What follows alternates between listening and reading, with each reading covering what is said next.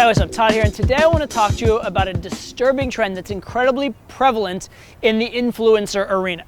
And this is the trend of people who have authority in one area acting as though or purporting to have authority in another area, and the fact that a lot of times their audience believes them.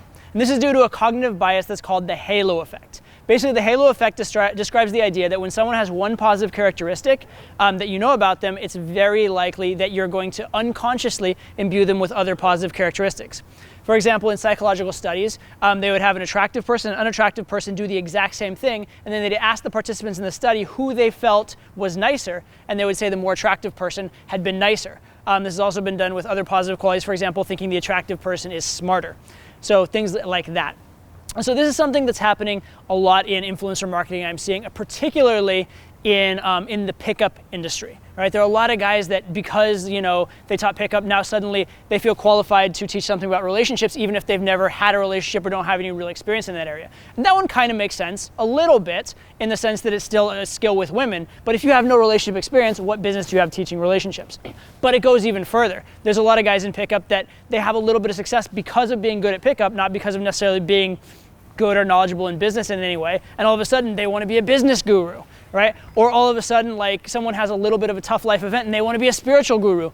That's absolutely ridiculous, and it doesn't make a lot of sense. So let's talk about what you can do to deal with this phenomenon. But first, I want to say that assuming that someone who's talented in one area is talented in another is not always wrong. There is such a thing as general talent. There is such a thing as general intelligence, right? There are cases of, like, Deion Sanders, good and fast, useful in football, useful in baseball.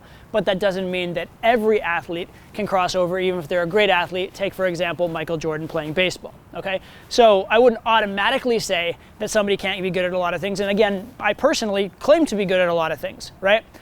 But I would say have a little bit of scrutiny, be a bit of a skeptic, and generally prefer the specialist over the generalist in any particular area. All right, so as far as specific tactics or specific ideas for how to deal with the halo effect and not fall victim to it, I would say, number one, just know about it. Understand that this cognitive bias exists and ask yourself, am I trusting this person because they've shown excellence in this particular area?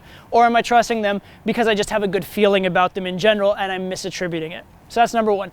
Number two, and this is maybe the most important one, I would say understand that there are some very specialist skills and there are some very generalist skills. So, for example, if someone is an Olympic gold medalist and you want to learn from them about discipline and goal setting in business, I think that's totally fine. Even though they were in sports and you were in business, it's a very similar field.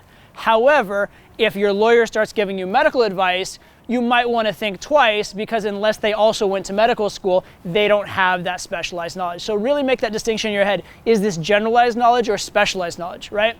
If someone who's good at pickup wants to teach you good general principles in life, or someone that has just gotten good in one area wants to teach you the general principles of getting good in any area, maybe there's some validity there, right? If someone wants to teach you something that would take a whole different, decade of experience, you might want to ask if they actually have that decade of experience. And then the final thing that you can do, and should do always, is use your own judgment and use your own experience, right? So if you're getting ideas from anyone, rather than ever blindly believing those ideas, ask yourself, does this idea mesh with my own experience? Or better yet, go out and try it and see if it works. So even beyond the halo effect, you shouldn't be taking information blindly from any source. The person you should be trusting more than anyone, and the judgment you should be trusting more than anyone, is your own, all right? So be aware of this effect. Don't let it overly influence you, and more than anything, think for yourself. Life is a balance.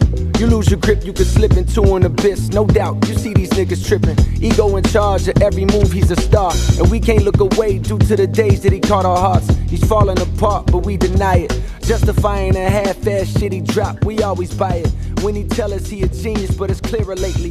It's been hard for him to look into the mirror lately. There was a time when this nigga was my hero, maybe. That's the reason why his fall from grace